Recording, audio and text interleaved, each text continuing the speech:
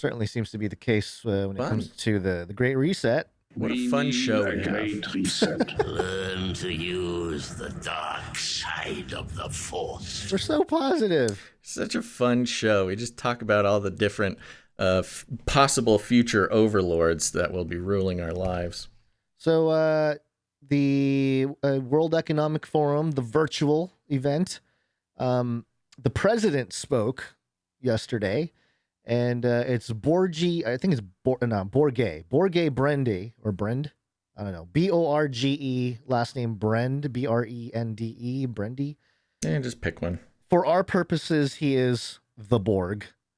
And ooh, that's good. Yeah, I mean, we're just adding characters to he's a president of the World Economic Forum. I mean, yeah, come on. He's the head of the hive mind. And he's named Borg. Mm-hmm. All right, so here he is introducing himself and talking about the greater goal for the World Economic Forum, just in terms of an agenda. Thank you for hosting me, and I'm really looking forward to also hosting you in physical Davos. This week, we are doing it digitally, as last year. We have many of the key leaders of the world with us, and we have focused on rebuilding trust, because there is a lot of lack of trust globally. We are faced with a very polarized world, and if we are going to succeed in getting trade back on track, the global value chains, but also more inclusive growth, we also need countries to collaborate, at least on some of the key topics where there is common interest and should be for cooperation. Interesting. That same theme, huh? They've been talking about this exact theme since at least the November Great Narrative Conference. Yeah. It is interesting that how do we get the sheep to trust us again? They are aware how badly they have dropped the ball on, I guess, the marketing side of things, or maybe it's just people objectively looking at what's happening with an organization like this and seeing that there's a disconnect between what the media pushes and what they actually say and the reality of the situation.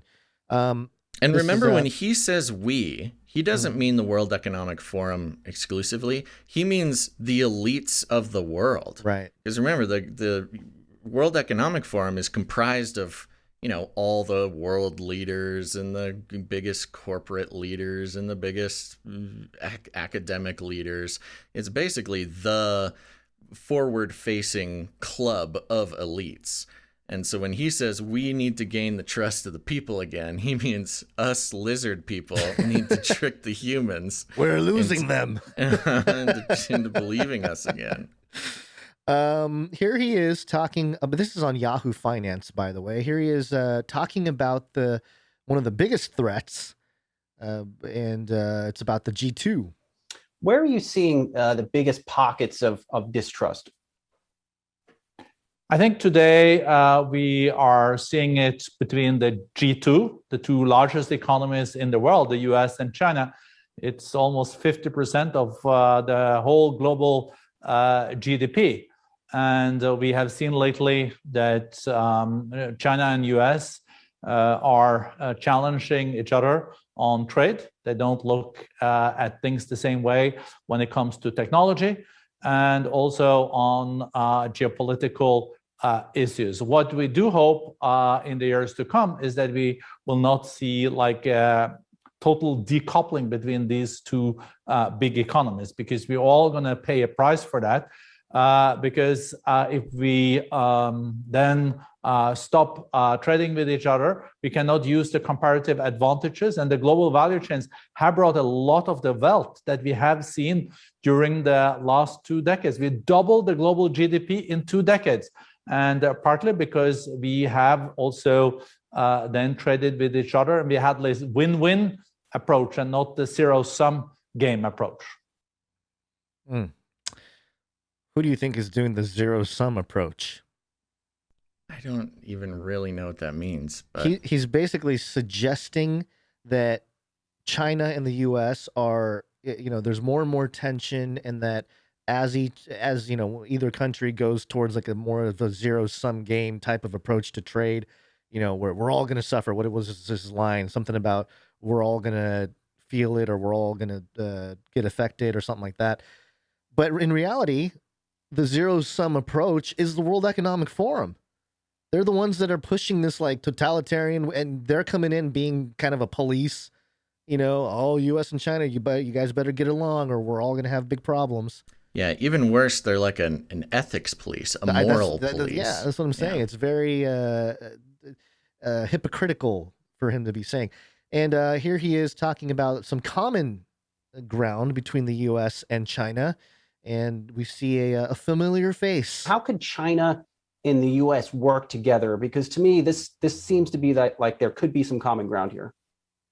Indeed. And this is a topic where there is deep common interest. And that's also what we saw at the end of the COP26 in Glasgow.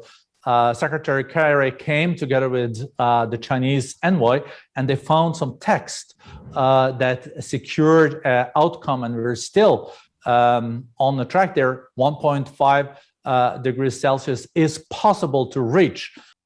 So climate change is the common ground. And hey, don't worry, folks. John Kerry, our Skull and Bones representative, former guy who ran for president, he's got some text written with China, and so we're good right now. Does that breed confidence, Basil? Some text written with China. Okay. Yeah. Does John Kerry have a deal? Does he have a contract? He's got something going on with China, apparently. China only making deals with Skull and Bones men, apparently, which doesn't surprise me. Yeah. One of the topics that we've been covering with the whole Great Reset and everything is stakeholder capitalism, and they talk about it here. It's rare that I see it or hear about it in mainstream outlets like this, but here we go. I remember pre-pandemic, Borge, you and I were actually in person in Davos talking about the theme of the event, or one of the themes of that event at the time, was stakeholder capitalism, and companies need to do more. And now we have BlackRock's CEO, Larry Fink, saying in his annual CEO letter, stakeholder capitalism isn't woke. Where do you see the progress being on stakeholder capitalism compared to when we last spoke? I think we have seen a lot of progress here. At the COP26, we saw the global companies took the lead. They came out and pledged going net zero by 2050. Some even said 2040. Together with President Biden and Secretary Kerry, the World Economic Forum launched this First Movers Coalition, where you got the big purchasers of the world, the Apples and Amazons of the world, to come together and say, we will green our supply chain. If you don't reduce your CO2 footprint, you cannot be someone that is eligible for selling to us. So a lot of interesting stuff in there. I thought the CEO of BlackRock, not thinking that stakeholder capitalism is woke enough. That's a really confusing set of things in my brain. Of course, BlackRock being the most evil corporation, basically buying up all the real estate, and then I like how single-handedly sabotaging the next generation of homeowners on purpose in order to keep them in a oppressive prison of eternal renterism instead of making homes available to buy. That guy says stakeholder capitalism isn't woke, which makes stakeholder capitalism really suspect. And I like how that's what the question, the guy asking the question brings up. And then, the Borg's response is like, yeah, it's great. Isn't it wonderful? So much progress made with companies like BlackRock or Apple or whoever else. Yeah, that is interesting. That's that is part of the world economics problem, is that they need to, their goal is to basically restructure the global economy. Yeah. And just trying to convince everybody to come under their big evil master plan. And then you have the CEO of BlackRock being, kind of pushing back on it. It's like the deal isn't sweet enough for BlackRock, trying to, and that's where the corruption, even if the World Economic Forum is working in complete good faith, and they truly are trying to make the world better for every single person and have zero personal interest and nothing to gain in doing this, that type of thing. Even if that is the case, they have to convince all the other lizard people that should be the case. And this is where corruption comes in, which is, no, the CEO of BlackRock is not going to jump on your hippie crunchy bandwagon to make the world a better place.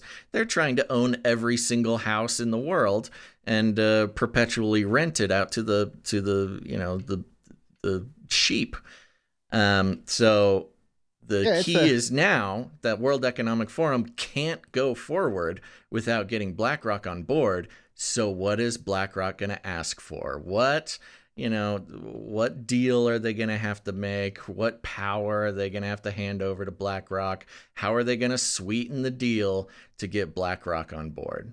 And that's where you get the really bad, corrupt deals going on. Yeah.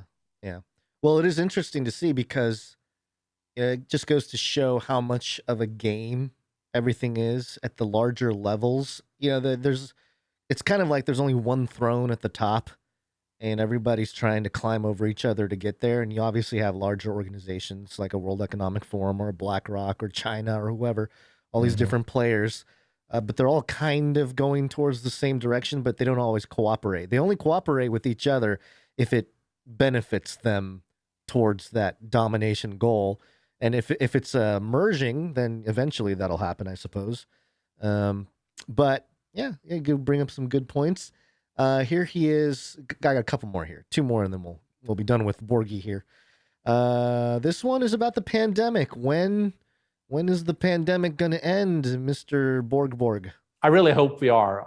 We're moving from a pandemic to something being endemic. Maybe Omicron is the end of this, moving into more like a normal flu season, but we don't know. There is many people on our planet that are not vaccinated, and there can be some new variants brewing somewhere. That's why we also say that COVID anywhere is COVID everywhere. So we have to roll up our sleeves, and we have to get more boosters and more people vaccinated. But hopefully at the end of this year, we will be in a much better space when it comes to the pandemic. That is a dangerous idea. COVID anywhere. COVID anywhere is COVID everywhere. Yeah, that gives them, that gives the, establishment the justification to, continue taking complete control because, there's still some COVID over in, wherever. So it's everywhere. We're keeping control, baby. We ain't letting go. Well, especially even if they isolate out of it, as long as there's one country that has it, you got to restrict all air traffic from the country, whatever. So it's very convenient storyline there. Little tagline. I don't know if I've heard it. I was actually trying to think back. Is that a tagline that we've heard before when it comes to, the sentiment? Cloud? I haven't heard it in such articulate terms, in such a nice little soundbite, But yeah, I mean, that's kind of been talked about for a while in the mainstream, which is, well, we got to vaccinate everybody because if people in Africa aren't vaccinated, then there's going to be a mega super strain that'll kill us all, even if we are vaccinated. Again, hearkening back to the sort of neoliberal Hillary Clinton super predators comments in the 90s, where it's like veiled racism, but you're Democrats, so it's okay. Anywho. All right, one more here from Borgie, and it was he was asked what normal would be. Like, if we get back to normal, what does that even mean? What's normal? A normal situation, in my view, is a situation where we again can concentrate on creating jobs, also building prosperity, but also being much more conscious about resilience and being prepared for the next crisis. I think we have too many blind spots, and we have to really address those blind spots so we don't end up in the same way we did with the financial crisis in 2008, and now with the COVID crisis without being really well prepared. So the normal for him is to be in constant state of fear for the next event. Yeah. Like, oh, okay, great, Yeah, thanks. that tracks. State of anxiety is basically what you're saying there, Mr. Borg. It's the new normal. Yeah, apparently. There you go. So there's Borg Borgy Borg. Okay. Come up with a proper title. And we have another character in the New World Order Fantasy League. Yeah. It does clash against the Borg Lives Matter campaign, though. But maybe they can form an alliance. It's all coming from the top, folks. Okay. Well, here's. Are you good on those clips there? You want to check out some more stuff? Yeah. This is coming from morningbrew.com. And the headline is Employee Surveillance is Exploding with Remote Work and Could Be the New Norm. Speaking of new norm, I can't believe they printed new norm in January 19th, 2022. Even the mainstream got tired of that phrase new normal. But it looks like Morning Brew didn't quite get the memo.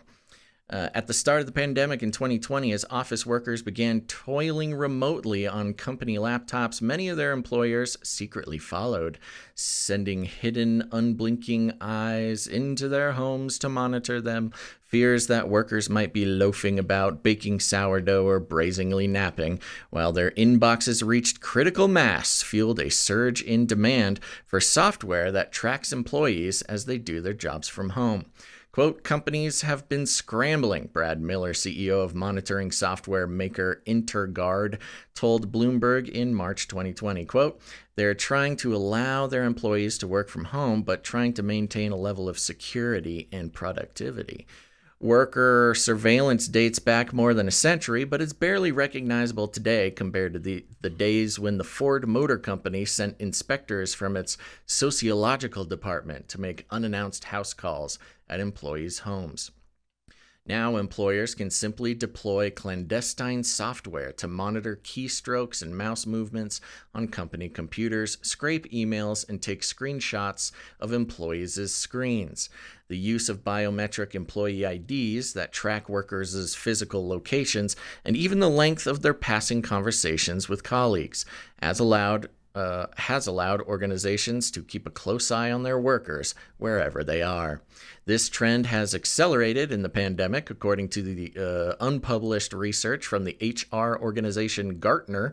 60% of companies with at least 1,000 workers that responded to the survey had adopted these technologies by the end of 2021, compared to only 30% prior to the pandemic. Spokesperson Teresa Zuch said, as distributed workforces become more entrenched, data collection practices are rapidly expanding to uncharted and largely unregulated terrain. Activities once tracked in an office are now being collected inside people's homes. Quote, the biggest concern related to surveillance in the pandemic is that the blurring of work and home boundaries becomes worse. Jessica Vitak, a professor of information studies at the University of Maryland, told HR Brew. There's a lot more to this, but what do you think, Gonzo? How is our company spying protocols doing? Probably not very good, seeing that we did not deploy any spy software. Oh, that'd be funny. We could just spy on each other. Yeah, make sure we're working. Yeah. Well, we have talked about streaming out like prep for the show. Just us working on putting the show together. Yeah. And you know, screen sharing and stuff like that. That to see all of the many little things that have to go into putting on a podcast like this live. Mm-hmm. But yeah, I mean, we don't have to go through everything. I think the greater point here is that, you know, I guess my first thing was, is this purely device driven? Like your device has to be logged in or have the application. Well, it's downloaded. A computer, a business computer. You know, your company gives you a computer to work on. Right. That technically gives them the right to do this. Right. And you know, it's again the functions of the Panopticon. And it's this way pretty much across the board, whether it's work or not, which is the way that the Panopticon works, the spiritual Panopticon, the corporate Panopticon, the philosophical Panopticon that we live in today, is we do get spied on, and we do get spied on a lot, but we do also agree to it because we want the benefits that is sort of part of the trade. With social media, it's you get a free software that you can post pictures and send messages to your friends, etc., etc. In return, we get to spy on everything you do. That's the deal. If you don't like the spying, you don't get the thing. But it's even more sinister when it has to do with your employment. You're talking about 60% of companies, big companies, 1,000 employees or more, 60% employ this type of spying on their employees.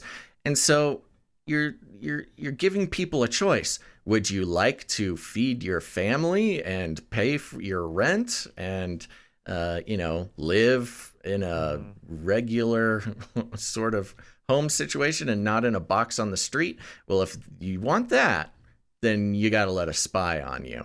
And, people don't bat an eye. They just like, okay, whatever. Yeah, sounds good. Or it's sort of hidden in some sort of contract.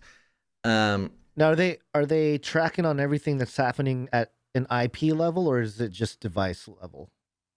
I'm sure it's possible to do all sorts of things.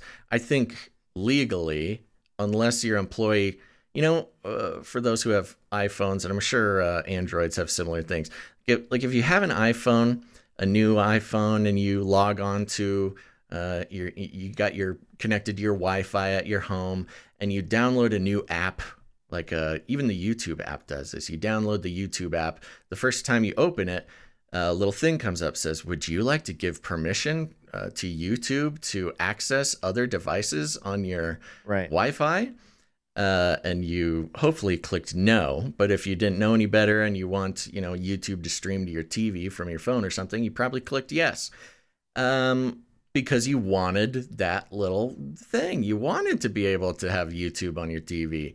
Well, that literally gives them access to all of your devices in your entire home, including your router and everything.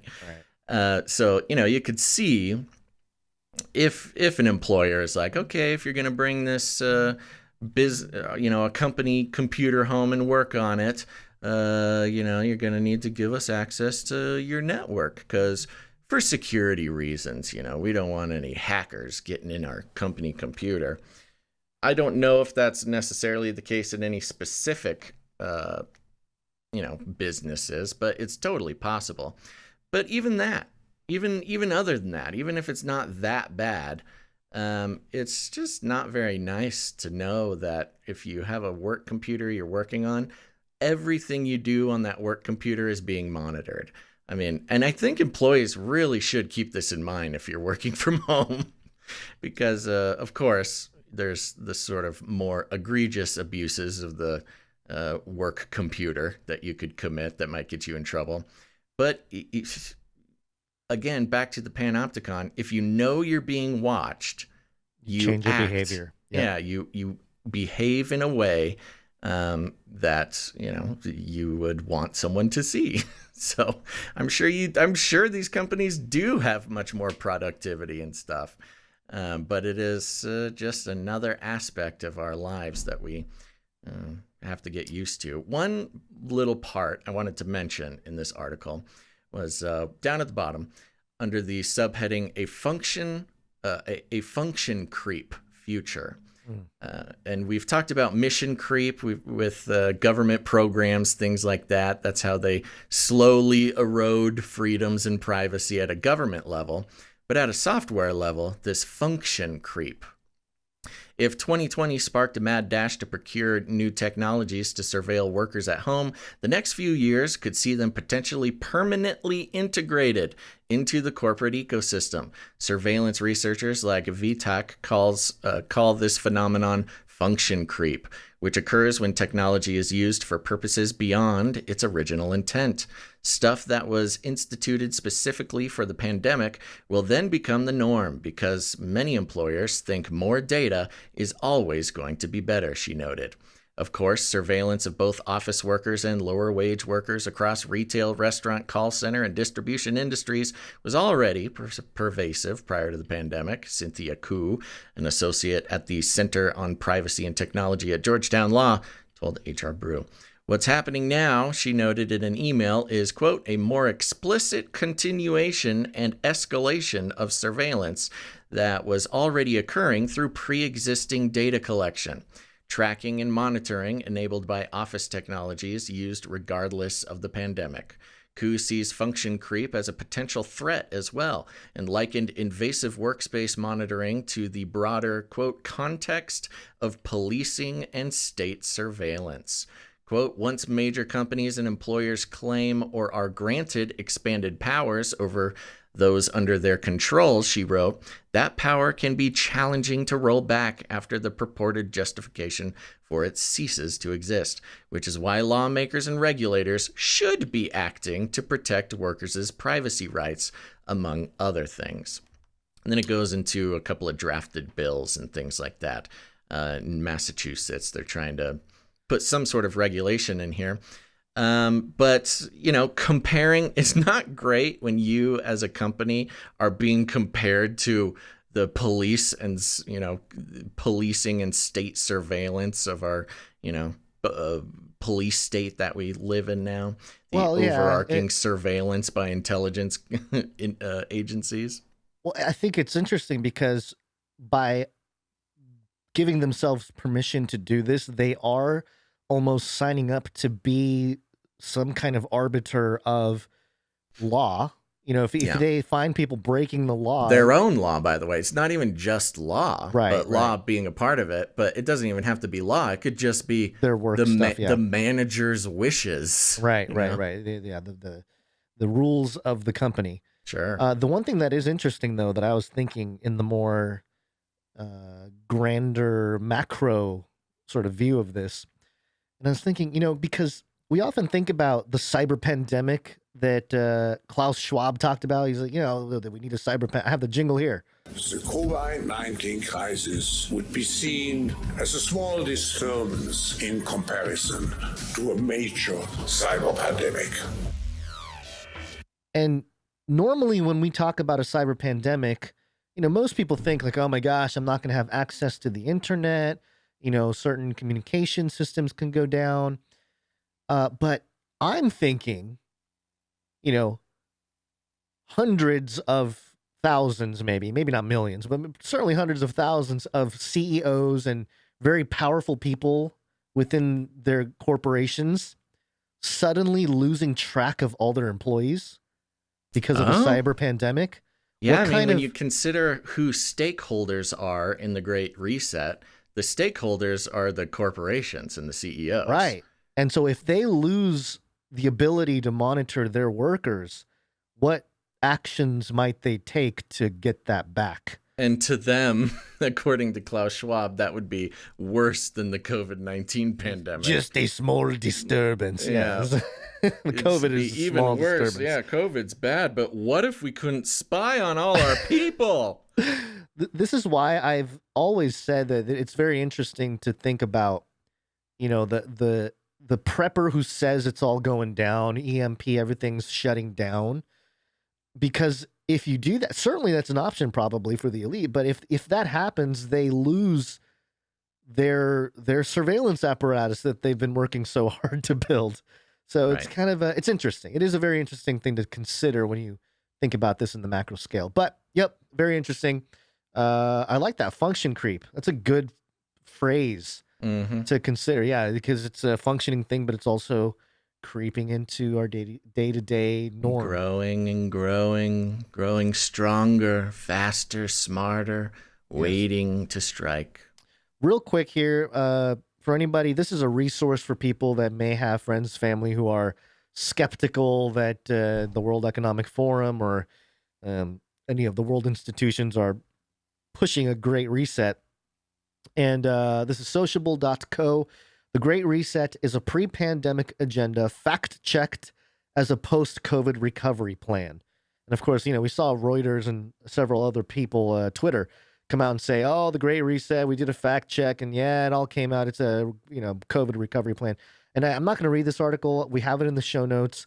I only bring it up because it links to a whole, not only does it link to Klaus Schwab directly, so you get a feel for what kind of man Klaus is or what he's thinking prior to the pandemic, but a bunch of links to articles from 2014, 2015, an article called "We Need to Press Restart on the Global Economy," 2016 World Economic Forum panel article, "How to Reboot the Global Economy."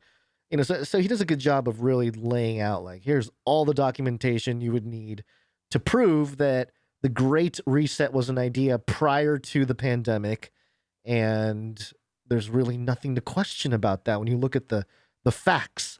So if you have normie friends, this is a good resource, because at the very least they would have to come face to face with the fact that Reuters and these other mainstream outlets, Twitter, whoever, Politico, whatever's whoever's doing the debunking, AP, these guys they would have to be lying or lie by omission or by misdirection or something, and we'll have a more educated public on these issues. So there you go. Good stuff.